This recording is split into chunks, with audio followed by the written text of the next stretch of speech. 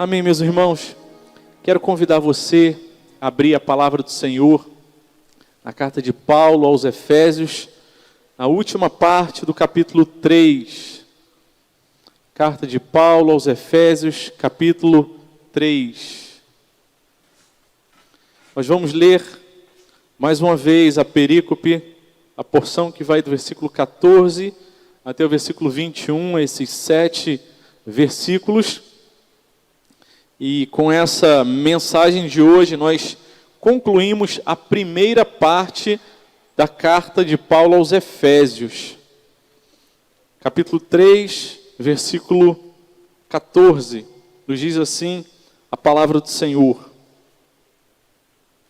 Por essa razão, eu me ponho de joelhos diante do Pai, de quem toda a família nos céus e na terra recebe o nome. Peço a Deus que, segundo a riqueza da sua glória, conceda a vocês que sejam fortalecidos com poder, mediante o seu Espírito no íntimo de cada um. E assim, pela fé, que Cristo habite no coração de vocês, estando vocês enraizados e alicerçados em amor. Isso para que com todos os santos vocês possam compreender qual é a largura, o comprimento, a altura e a profundidade, conhecer o amor de Cristo, que excede todo o entendimento, para que vocês fiquem cheios de toda a plenitude de Deus.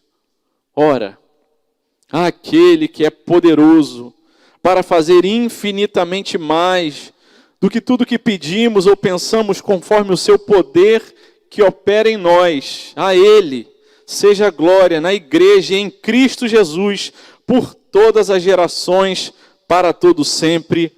Amém. Amém. Com esse amém, o apóstolo Paulo encerra essa oração iniciada no versículo 14.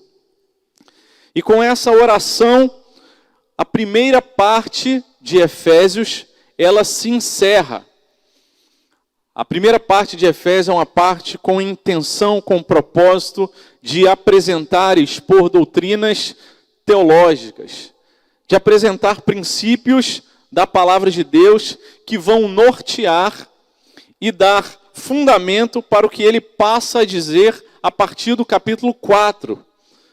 E nas nossas próximas meditações falaremos a respeito dessas orientações da palavra de Deus de ordem prática. E é justamente por conta disso que o capítulo 4 começa dizendo: por isso, por causa de todas as coisas que expliquei antes, as doutrinas que foram apresentadas, os ensinamentos que foram expostos, aquilo que na primeira parte da carta eu mostrei para vocês, povo de Éfeso, é que vocês devem ter a prática, e a partir do capítulo 4 até o capítulo 6 falam de atividades, ações práticas na vida e no dia a dia do povo de Deus. Essa é a mesma dinâmica usada na carta de Paulo aos Romanos. Ele vai do capítulo 1 até o capítulo 11, apresentando doutrinas, princípios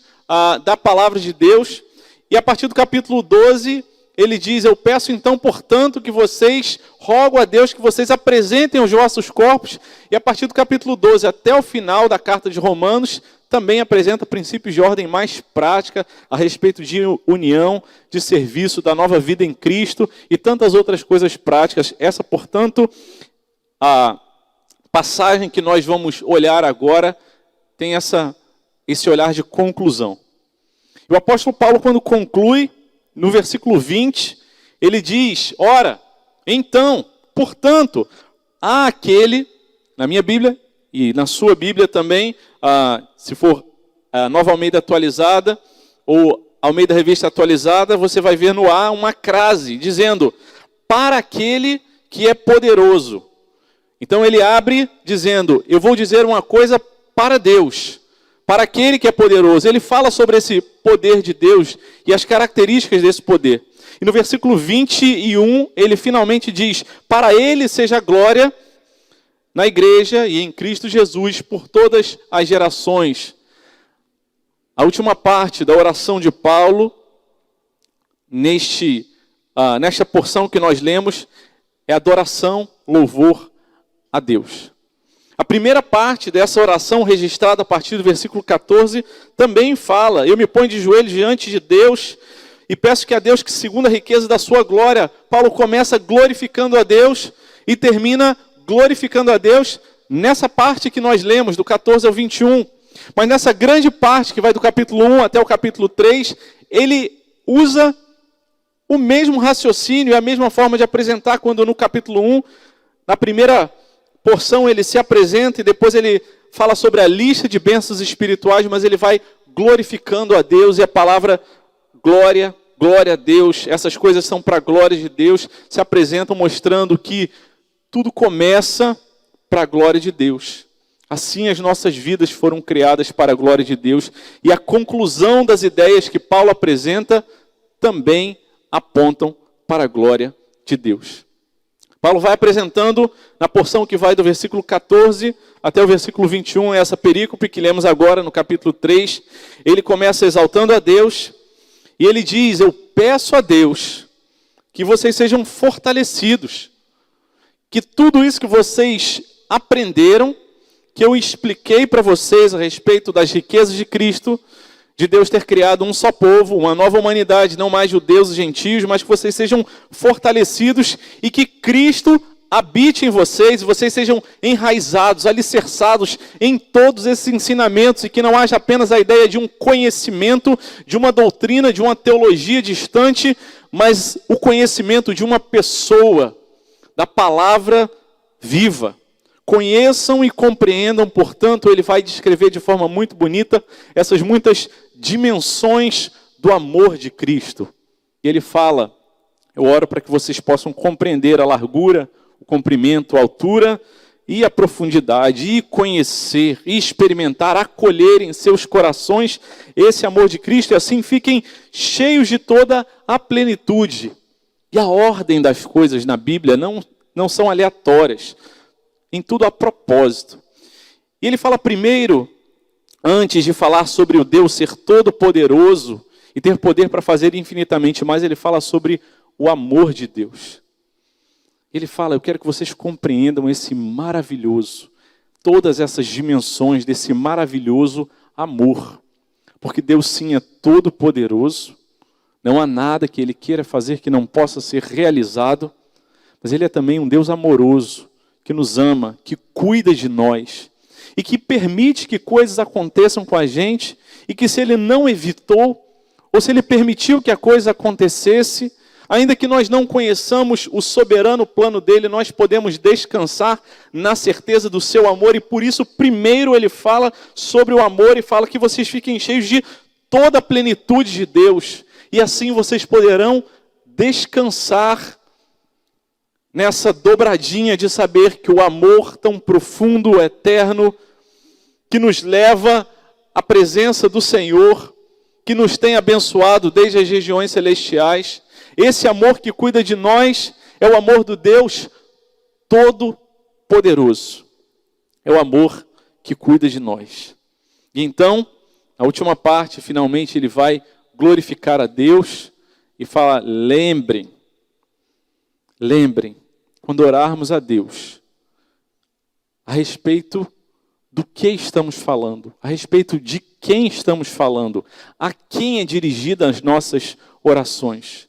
E muitas vezes, meus irmãos, nós padecemos porque não conhecemos a teologia e não a aplicamos na nossa vida prática. E, meus irmãos, quando eu falo teologia, a minha oração é que possa ser entendido pelos nossos ouvidos como a teologia prática do dia a dia, que me leva a agir e a reagir diante das situações da vida. A nossa escola bíblica dominical, no ano que vem, tem o título de Teologia para Todos. Teologia para Todos. Nós vamos usar um livro chamado Somos Todos Teólogos. E a ideia não é que a gente tenha a proposta de formar gente que vai ficar com o peito estufado, soberbo, dizendo: eu sei mais do que você. Não se trata disso. mas é uma teologia que precisa nos humilhar, nos colocar no nosso lugar. Porque, naturalmente, por conta do pecado, nossa tendência é querer pegar o trono da nossa vida, que não pode ser ocupado por nenhum outro a não ser pelo nosso Deus, o Senhor Jesus. Por isso a teologia ela precisa ser de ordem prática. E é por isso que o apóstolo Paulo ele começa falando sobre os princípios, as doutrinas, mas depois ele vai apresentando a prática. Pais, como devem cuidar de seus filhos? Filhos, como devem tratar os seus pais? Maridos, as suas esposas, esposas, os seus maridos? Patrões, como devem tratar os seus empregados, empregados, os seus patrões? Como você deve tratar as pessoas que estão ao seu lado? Como você deve lidar diante das doenças, do mal desse mundo, desse caos de sofrimento e dor em que nós vivemos? E que se formos olhar apenas para a realidade ao nosso redor, não encontraremos explicação suficiente que acalme e acolha o nosso coração. Mas a palavra de Deus, na sua prática, na sua teologia, que é para todos. E às vezes a gente escuta falar de teologia e fala, não, o pastor é que sabe de teologia. Pergunta para ele. Todos somos teólogos. Quando a gente passa na rua e vê uma escada encostada, e você decide passar ou não embaixo de uma escada, porque você acha que vai ou não vai dar azar, você está fazendo teologia. E talvez nem saiba. Porque o crente não precisa ter medo de passar embaixo da escada, porque vai dar azar. Porque não vai. Porque é um Deus que nos guarda. Você pode passar na frente de gato preto, você pode passar na frente de cemitério. Se a sua teologia é firme, é boa, é prática, o seu coração está em paz, tranquilo. Se você subir ao monte para orar, você sobe tranquilo, mas se você ora no escondido da sua casa, dentro do seu quarto, onde ninguém te vê, o Senhor te escuta da mesma forma que lá em cima do monte. Não tem nada errado ir em cima do monte orar. Mas orar em cima do monte, achando que lá Deus vai me ouvir mais, mostra que a gente não tem o conhecimento de quem é o nosso Deus. E a teologia é para ser prática. E por isso Paulo, ele apresenta tantas e tantas proposições e mostra para a gente, nesse final, na oração dele, aquilo que a gente precisa lembrar, aquilo que a gente não pode esquecer quando orarmos ao nosso Deus. O que a igreja precisa ter fresco na mente, não pode esquecer sobre o poder e a glória de Deus na igreja. Versículo 20 diz em primeiro lugar, ora, aquele que é poderoso para fazer infinitamente mais do que tudo que pedimos ou pensamos. A primeira coisa que a gente precisa lembrar e que a gente já sabe, mas às vezes parece que a gente esquece na nossa prática do dia a dia, é que Deus é poderoso para fazer infinitamente mais do que aquilo que a gente pode pedir, infinitamente mais do que aquilo que a gente consegue imaginar, pensar. O apóstolo Paulo faz essa dobradinha de dois verbos, as petições, aquilo que são as nossas orações, aquilo que a gente articula de forma mais organizada, os nossos pedidos. Mas ele aumenta isso para os nossos pensamentos. E quando nós oramos em pensamento, não sei se você compartilha da mesma experiência, mas às vezes a gente dá uma misturada nos assuntos. Fala, que bom que Deus é Deus e Deus entende. Porque às vezes a gente começa a orar por uma coisa, emenda em outra, e o que a palavra de Deus está dizendo, Deus é poderoso para fazer infinitamente mais do que aquilo que a gente pede e aquilo que a gente pensa. E talvez o pensamento seja uma das coisas que a gente considera, consegue conceber na nossa vida como uma das coisas mais infinitas. Eu posso pensar sobre qualquer coisa, o meu pensamento pode me levar a qualquer lugar no universo. O que a palavra de Deus está dizendo, Deus é poderoso para fazer superabundantemente mais, infinitamente mais do que todas essas coisas. Não há limite para o poder de Deus. Não há nada que Deus queira realizar que Ele não realiza. E se Ele deixa de realizar, é porque não está de acordo com o seu propósito. Quando o Senhor Jesus dá aos seus discípulos a ordem, vão por todo mundo e façam discípulos, antes desse imperativo, dessa ordem, Ele relembra a eles a teologia e fala, lembrem, se eu envio vocês, é porque eu tenho toda a autoridade, é o que nos diz ali em Mateus, no capítulo 28, a partir do versículo 19, toda a autoridade me foi dada nos céus e na terra. Não tem nada, nem no mundo visível, no invisível, no macro, no micro, aquilo que se pode ver, aquilo que não se pode ver, aquilo a respeito do qual nós conhecemos, a respeito do qual nós ignoramos, não existe nada que Deus não seja soberano sobre aquilo. Todo poder pertence a Ele, toda a autoridade. E a palavra autoridade ajuda a gente a lembrar da palavra autor, aquele que faz, produz alguma coisa. Jesus está dizendo, eu posso fazer todas as coisas, eu tenho toda a autoridade. Mas alguns capítulos antes, no capítulo 22, versículo 29, Jesus fala com os fariseus ali, quando estão questionando a respeito da ressurreição e tendo criado uma situação hipotética ali, de uma mulher que havia se casado e ficou viúva e casou com o irmão e fazem aquele imbróglio teológico, e Jesus olha para eles, no capítulo 22, versículo 29, diz, vocês erram não conhecendo as Escrituras, nem o poder de Deus, porque quando conhecemos a palavra de Deus, de fato, de verdade, ela é acolhida em nossos corações, nós passamos a conhecer esse infinito poder de Deus, o poder que não há limite, e o poder que foi nos revelado junto com o seu amor, e por isso, por causa do amor e do poder de Deus, nós podemos encontrar descanso para as nossas almas. Muitas vezes a gente fica frustrado, porque a gente resolve tirar um tempo de férias, de descanso, achando que, estando longe das coisas que nos atrapalham, que nos preocupam, é que a gente vai ter descanso. Mas o que acontece é que a gente sai daquela situação, mas a situação não sai do nosso coração, a gente carrega aquilo junto e vai para uma praia linda, para um lugar maravilhoso, e volta mais cansado do que foi, porque não conseguiu descansar dentro do coração. Eu e Marcele convivíamos em São Gabriel da Cachoeira com o pastor Cássio, e isso foi uma coisa que ele aprendeu com o pastor Ronaldo Lidório. No final do ano, a gente viu o relatório nosso, ali mais simples, o pastor Cássio, um pouco mais rebuscado, e as muitas páginas do pastor Ronaldo Lidório. A gente falava assim, Ronaldo, como é que você consegue fazer tanta coisa? Que tempo que você consegue para fazer todas essas coisas? Como é que você consegue descansar? Ô, gente, joia, ele respondia. Eu descanso para dentro.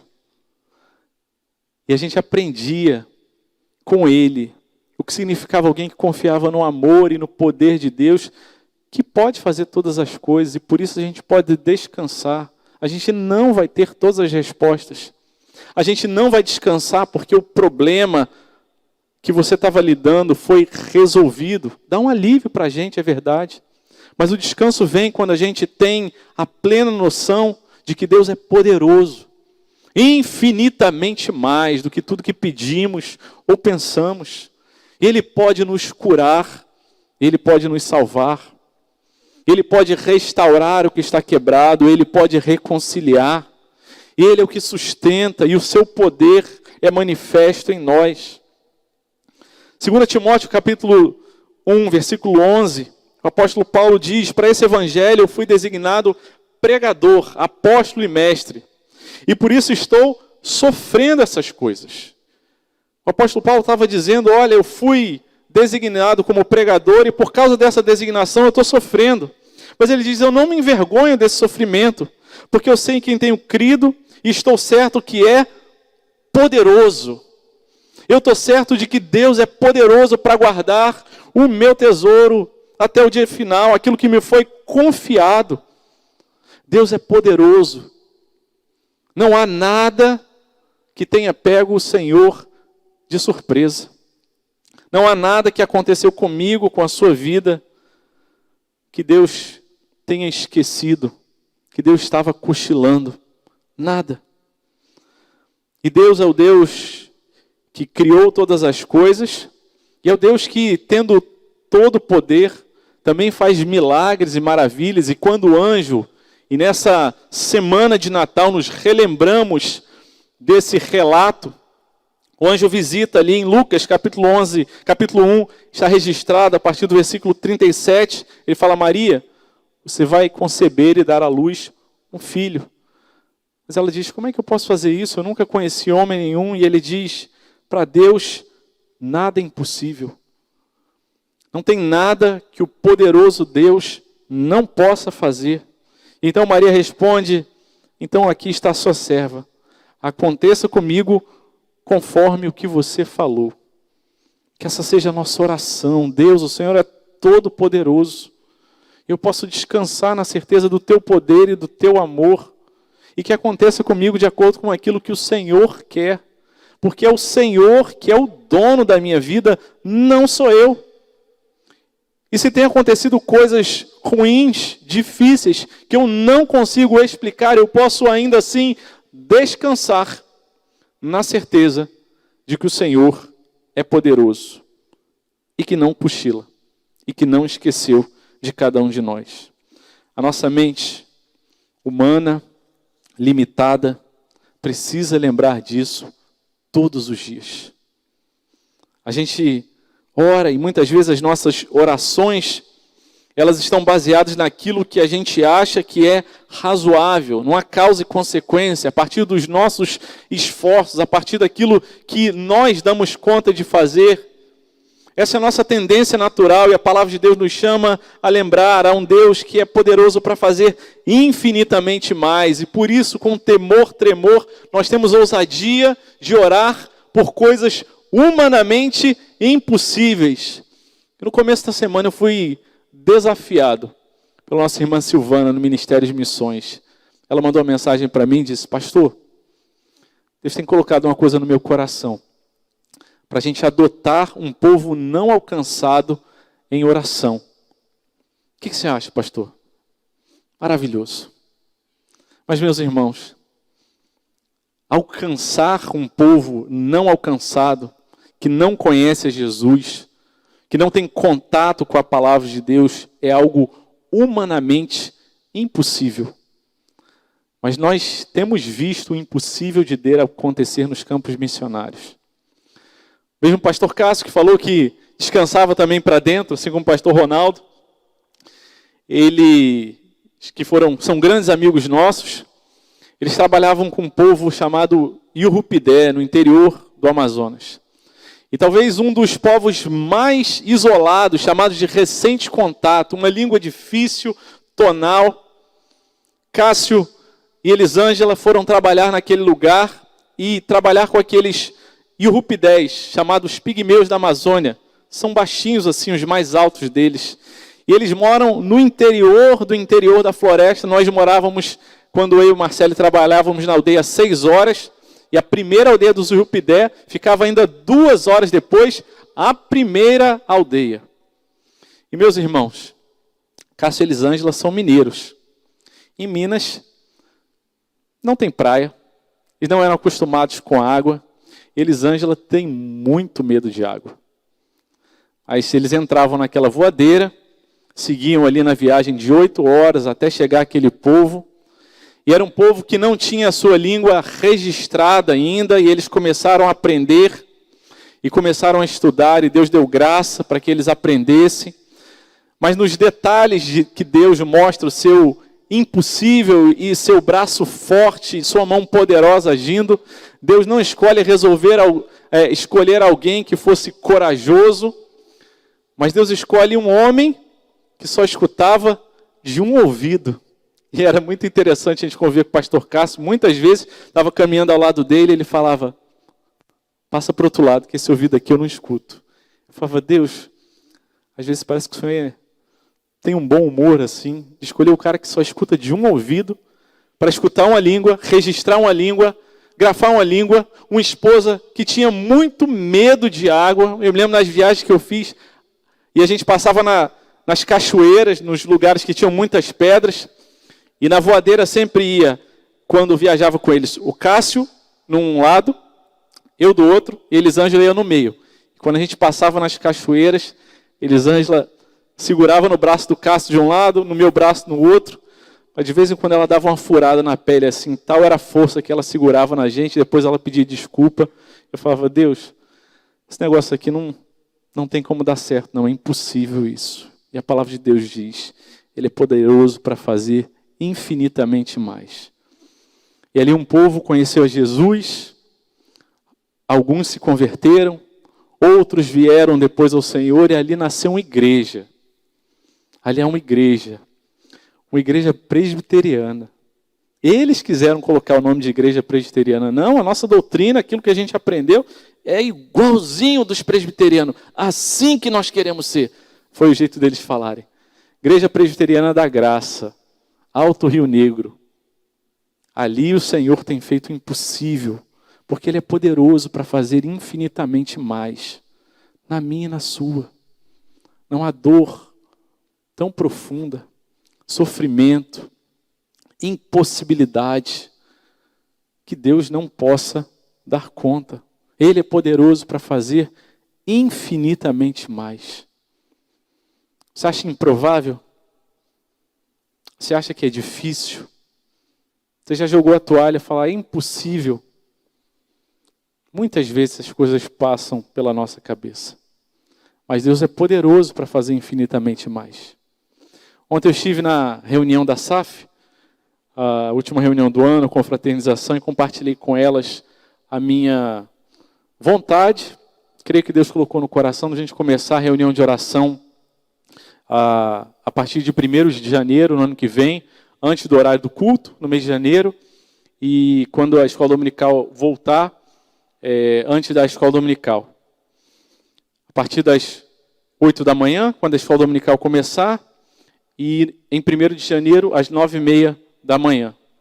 Mas eu compartilhei com elas, quando Deus colocou isso no meu coração, e até eu falar isso para a igreja, eu desisti várias vezes de fazer isso. Falei, Deus, eu não vou dar conta. Eu não vou perseverar, eu não consigo. E a palavra de Deus fala, mas não é por causa do seu poder, não é por causa da sua perseverança, é por causa do meu poder que sustento.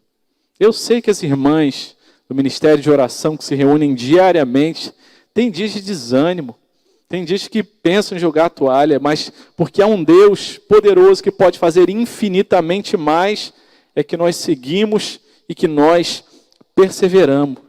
É esse Deus soberano a quem nós dirigimos as nossas orações. Mas Ele é um Deus grandioso nos céus, poderoso para fazer o que quer, não há limitações para Ele, mas Ele é o Deus também cujo poder, conforme segue dizendo o versículo, Ele é poderoso para fazer infinitamente mais do que tudo que pedimos ou pensamos, conforme, de acordo com o seu poder que opera em nós. Não é apenas um poder criador, sustentador de toda a criação, mas é o poder que opera em nós, que trabalha, que faz a obra dele na vida da igreja, na minha e na sua vida, e na vida de todos quantos ele chamou. E nós precisamos lembrar que o poder de Deus opera na vida dos crentes. Deus opera o poder dele em nossas vidas. Nós lemos no começo desse culto, o Salmo número 139, ele fala sobre Deus agindo em nossas vidas desde o ventre, quando nós éramos ainda substância sem forma. Ali o poder de Deus, dando vida para a gente, já agia e nos sustentou, e nos guardou, e nos trouxe a vida. O poder de Deus opera na vida dos crentes. A sua divina providência nos visita diariamente e por vezes nos assusta. E ontem a gente estava na reunião do conselho e olhamos uns para os outros. histórias diferentes. Gente vindo de regiões diferentes do Brasil, mas que foram pela divina providência e o poder de Deus trazidos para o Rio de Janeiro e para a Igreja Presbiteriana da Barra da Tijuca. E falou: Senhor, a tua providência nos visita e o teu poder tem operado em nossas vidas.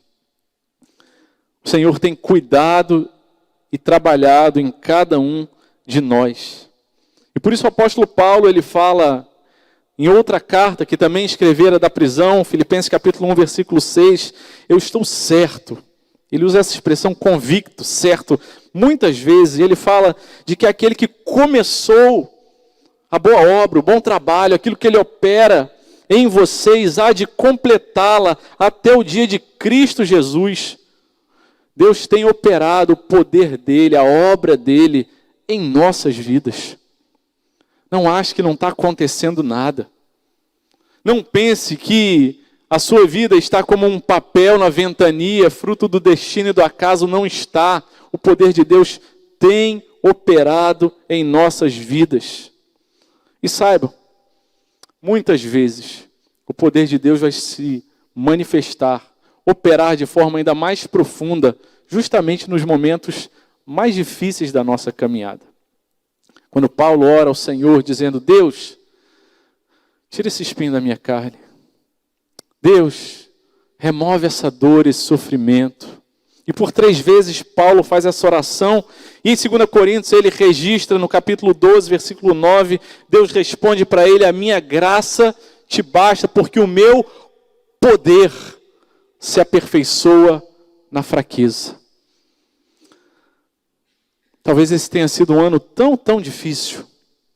Notícias que a gente não contava, informações e relatos que a gente não queria ter recebido, que nos vulnerabilizaram, que nos deixaram mais fracos.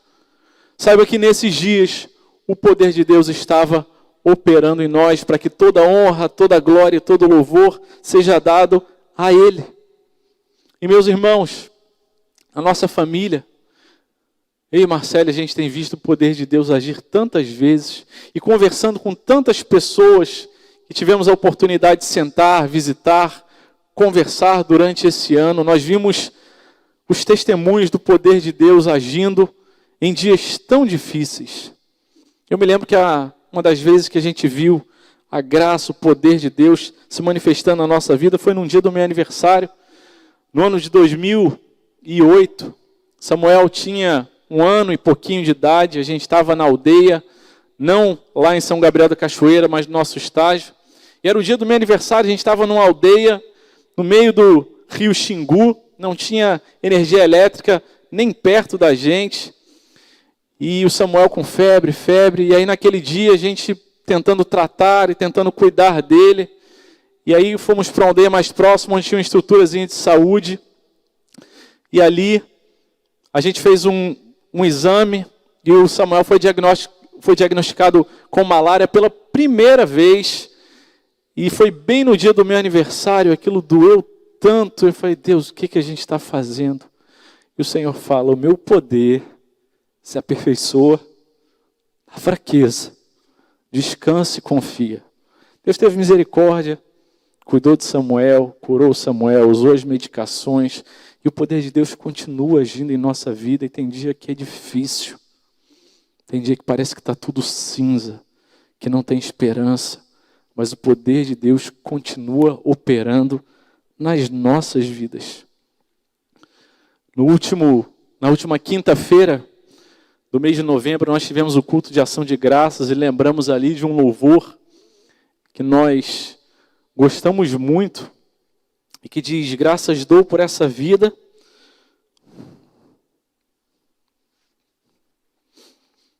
pelo bem que revelou, graças dou pelo futuro e por tudo que passou, pelas bênçãos derramadas, pelo amor, pela aflição, pelas graças reveladas, graças dou pelo perdão, graças pelo azul celeste, por nuvens que há também, pelas rosas do caminho e os espinhos que elas têm, pelas noites dessa vida, pela estrela que brilhou, pela prece respondida e a esperança que falhou. Se não for o poder de Deus agindo na nossa vida, a gente não canta isso. Como é que a gente pode dizer, Deus, obrigado por aquilo que não deu certo? Obrigado porque não saiu como eu tinha planejado, se não for o poder de Deus. Obrigado porque as portas se fecharam. Obrigado porque aconteceu de uma forma diferente. Se não for o poder de Deus nos visitando, porque toda vez que o poder de Deus age em nossas vidas, Ele age para nos quebrantar. E se necessário for, para nos humilhar mesmo. Para que a gente lembre que a gente é só barro nas mãos do olheiro, que precisa ser amassado pela mão poderosa do olheiro, que nos faz ser menos de nós e mais de Cristo. Porque todos os milagres, todas as manifestações do poder de Deus agindo nas nossas vidas são bem registradas e identificadas na palavra de Deus como sinais. Nos evangelhos, os milagres são chamados de sinais. Sinais do poder de Deus. Ontem eu estava passando com Samuel, numa rua ali no Anil, eu falei, filho, tá vendo essa placa aqui? Ele falou, tô vendo. Guarda isso aí. Samuca, preste atenção no que eu vou falar agora. Aquela placa tinha um desenho de um quebra-molas. E eu falei, filho, o que é isso? Ele falou, é um quebra-molas. Eu falei, não, filho, o que é isso? É uma placa, é um sinal. Porque os sinais, eles não são um fim em si mesmo. Mas os sinais, eles apontam para outra coisa maior, para um poder de Deus e para a glória de Deus. E é isso que os sinais, os milagres, as manifestações do poder de Deus têm como objetivo nas nossas vidas. Fazer com que nós olhemos para o Senhor. Fazer com que a gente não olhe para o sinal em si, a gente se apaixone pela cura, pela bênção, pela coisa que deu certo, mas os sinais apontam para Deus e dizem, ao Senhor é que deve ser a glória. E quando o poder de Deus se manifesta em nossas vidas, Ele quer que a nossa vida esteja quebrantada diante dEle. Quando o poder de Deus opera na gente, a gente fica mais humilde, tem paz. As nossas críticas, quando vêm, são cheias de amor e de misericórdia. A gente não julga os outros. A gente não se considera melhor do que os outros. A gente para de murmurar. A gente, nesse processo de santificação, vai expressando a glória de Deus, e os frutos que vão sendo produzidos são frutos do Espírito Santo de Deus na nossa vida. O poder de Deus que age em nós. Precisamos lembrar que Deus é poderoso para fazer infinitamente mais. Precisamos lembrar nas nossas orações que Deus, com o seu poder, opera em nossas vidas. E precisamos lembrar que o propósito da igreja é glorificar a Deus. O poder de Deus opera nas nossas vidas para que a gente possa, em todas as áreas da nossa vida, nas partes de fora e nas partes de dentro, no coração, na mente, nas atitudes, nas ações e nas reações, glorificar o nome do Senhor. É o que diz o versículo 21, a Ele seja a glória na igreja e em Cristo Jesus por todas as gerações, para todo sempre. Amém, que assim seja. Essa é a oração do apóstolo Paulo. Precisamos lembrar que o propósito da igreja é glorificar a Deus. O apóstolo Paulo, quando escreve para os Efésios, e essa coletânea, não aleatória, mas intencional, organizada, a respeito das doutrinas e das teologias, ele aponta sobre aquilo que Deus fez para a igreja. E nós escolhemos expor Efésios porque ele nos ensina quem nós somos como igreja. Amados, adotados, eleitos, predestinados antes da fundação do mundo, adotados pelo Senhor e inseridos num processo de santificação e feitos para glorificar o nome do Senhor. E o apóstolo Paulo começa a falar isso desde o começo da sua carta, Efésios capítulo 1, versículo 22. E ele, Deus, sujeitou todas as coisas debaixo dos pés de Cristo, para ser o cabeça de todas as coisas, e o deu à igreja. Nós fomos dados ao Senhor, Nós recebemos o Senhor, que é o cabeça, e nós somos o corpo, e o corpo trabalha para que a igreja seja glorificada, o qual o seu corpo, a plenitude daquele que a tudo enche em todas as coisas.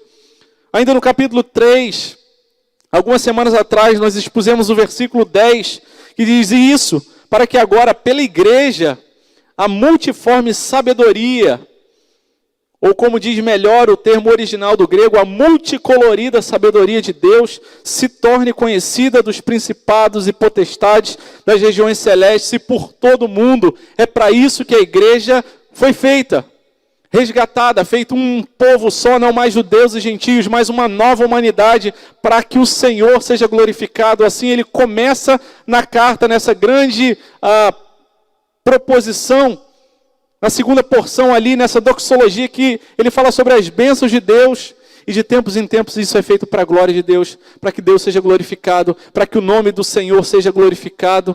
E ele encerra também essa primeira parte no capítulo 3, dizendo: a Ele seja a glória na igreja, em Cristo Jesus. Porque é somente em Cristo, somente porque Cristo morreu por nós, nos justificou e nos dá condição de ter uma vida que glorifica a Ele, é que nós podemos viver essa vida que glorifica o Senhor. Porque se não fosse assim, faríamos tudo errado. E a gente faz muita coisa errada. A gente se comunica errado, a gente combina errado, a gente julga, avalia de acordo com os meus critérios e não de acordo com os critérios da bondade e misericórdia de Deus. E porque estamos em Cristo, porque a misericórdia, a bondade, a graça e a verdade dele nos visitou, habitou entre nós, nos fez estar alicerçados e enraizados nele. Por conta disso, nós podemos viver o propósito de Deus nas nossas vidas, que é glorificar a Ele. Em Cristo, a igreja pode fazer isso. Para isso, a igreja foi salva. Esse é o propósito da igreja, glorificar a Deus. Apocalipse 7, capítulo 9, mostra a igreja que já está no céu, nos mostrando como que uma antecipação dessas cenas que teremos na consumação dos séculos. Quando diz: depois dessas coisas eu vi uma grande multidão dos salvos que ninguém podia contar, de todas as nações, tribos, povos e línguas, em pé diante do trono e diante do Cordeiro, vestidos de vestes brancas, com ramas de palmeiras na mão, e clamavam com voz forte, adorando, dizendo: ao nosso Deus que está sentado no trono e ao Cordeiro, pertence a salvação. Esse é o nosso destino final, o propósito pelo qual nós fomos feitos. E a nossa alma só descansará, só encontraremos propósito para a nossa existência e estaremos plenamente satisfeitos quando compreendermos e vivermos para a glória de Deus. Nós temos alvos humanos, objetivos materiais, temporários, que neles em si não há nada necessariamente de errado ou pecaminoso. Mas se nós olhamos para essas coisas e fazemos dessas coisas o final e o propósito da nossa vida, fatalmente andaremos em círculos e jamais teremos o nosso coração plenamente satisfeito, porque não fomos criados, em última instância, para realizar coisas nessa terra, nesse mundo, que se encerram, que se finalizam nesse tempo. Mas fomos criados para glorificar eternamente a Deus. Por isso ele diz: em Cristo Jesus, por todas as gerações, para todo sempre. Para todo sempre. E muitas vezes nosso coração fica angustiado, preocupado. E perdemos noite de sono com coisas que daqui a 5, 10 anos não terão nenhuma relevância para a gente. E nos esquecemos do nosso propósito: glorificar ao nome do Senhor. O apóstolo Paulo mais uma vez nos ajuda em Romanos 8, 18, quando diz: para mim, eu tenho por certo, mais uma vez o por certo, que os sofrimentos do tempo presente não podem ser comparados com a glória do porvir. Há sofrimentos, há perguntas que não têm respostas, mas podemos ter a certeza de que se formos criados para glorificar a Deus. Ele nos alcançou e nos trouxe a presença dele, nos tornou igreja, amada, adotados dele. Todas essas coisas têm nos feito melhores, mais maduros, têm lapidado, têm podado a nossa vida para que o nome dele seja glorificado, para que amassados como vasos de barro, possamos levar em nós um tesouro de valor imensurável. 2 Coríntios 4:17, a nossa leve e momentânea tribulação produz para nós um eterno peso de glória, acima de toda comparação, na medida que não olhamos para as coisas que se veem, mas para as que se não veem, porque as coisas que se veem são temporais, mas as que não se veem são eternas. Esse é o meu e o seu propósito, glorificar a Deus, com tudo que você é, com tudo que você tem, com tudo que você pensa. Esse é o propósito da igreja. Assim Deus criou o ser humano, imagem e semelhança dele, e apenas o ser humano, imagem e semelhança dele, tem condições de glorificar a Deus, como a igreja foi planejada. A criação, a natureza, ela manifesta a glória de Deus, mas não como a igreja. A criação ficará para trás. As árvores da natureza, os animais, as pedras, elas refletem a glória de Deus. Mas como a igreja, como aqueles que foram criados à imagem e semelhança, só nós podemos fazer isso em Cristo Jesus, porque éramos pecadores, mas Ele nos purificou, nos santificou e nos deu esse propósito de seguir eternamente glorificando a Ele. Isso que nos dá condição de, diante das lutas, das dificuldades, das faltas de respostas, das coisas ruins que acontecem com a gente, nos dá condição da gente olhar para trás, para o nosso ano e falar: Senhor, teve coisa que eu não estava no meu planejamento, não estava na minha listinha, que deu errado mesmo. Mas o Senhor usou todas essas coisas, esses sofrimentos, essas lágrimas, e ainda que eu não consiga conectar todas as coisas, eu sei que o Senhor tem um plano maior para mim. O The Chosen, o seriado que a gente tem indicado, a terceira temporada já foi lançada e teve o primeiro episódio na semana passada, e tem uma cena que, o que deu para entender, ainda não tem legenda nem dublagem, mas André e se eu entendi corretamente, a esposa de Herodes, que havia sonhado, vão visitar João Batista quando está na prisão. João Batista ali na prisão, está numa cela escura de uma prisão romana e sentado ali num canto, naquela vestimenta típica dele, ali rústica, cabeludo, barbudo, e está ali no fundo daquela cela, e chega André para falar com ele, e quando ele vê André com o coração angustiado, querendo visitar João Batista, que já estava preso e provavelmente em alguns dias seria decapitado, porque havia denunciado o pecado ali, João Batista se levanta e vê André ali angustiado e fala: André, fica tranquilo, eu nunca tive num palácio tão maravilhoso em toda a minha vida. E aí ele falou: mas você está preso?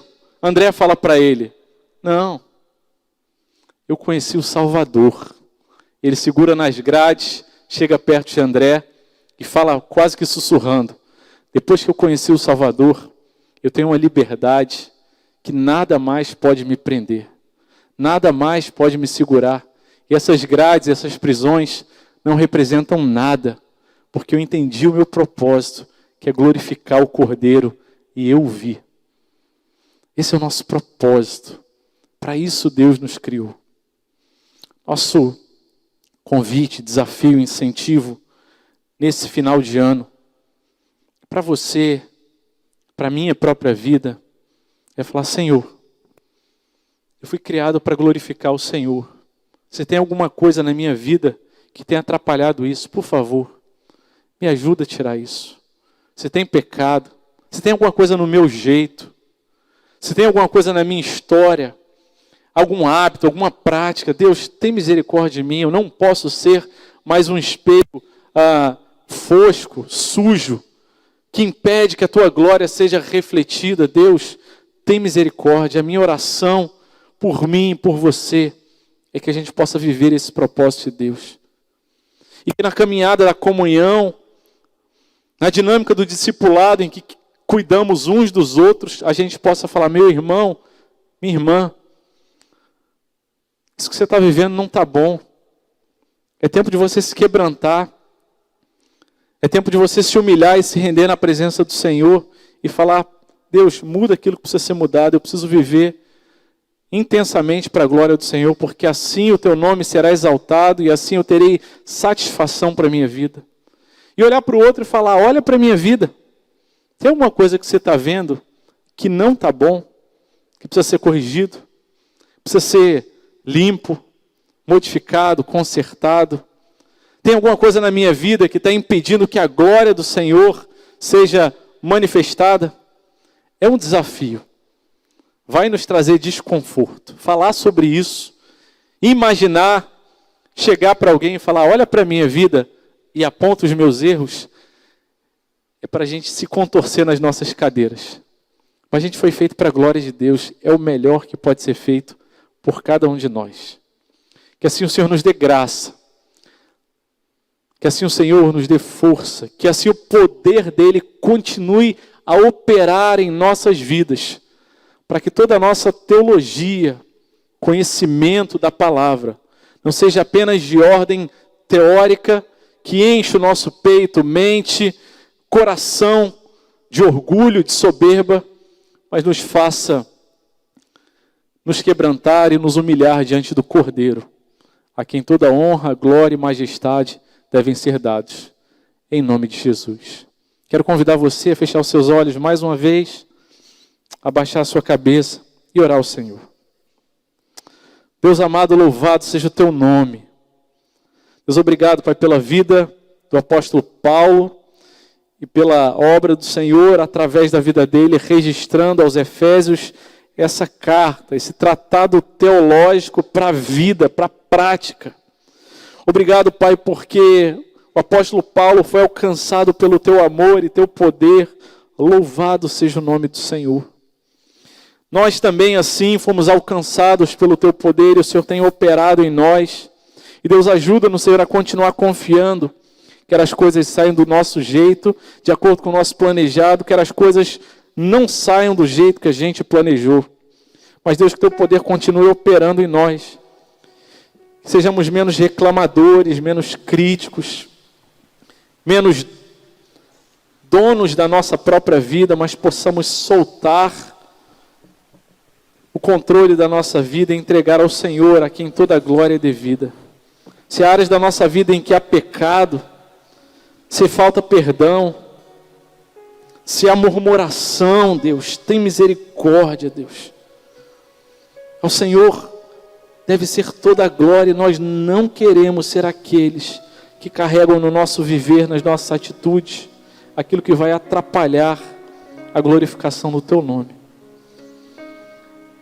Antes o Senhor nos dê graça para aprender com o menino da manjedoura, que em humildade nasceu, envolto naquelas faixas, mas que glorificou ali o teu nome, viveu para a glória do Senhor e vive em nós, para que teu nome seja plena e perfeitamente exaltado. Em nome de Jesus. Amém e amém.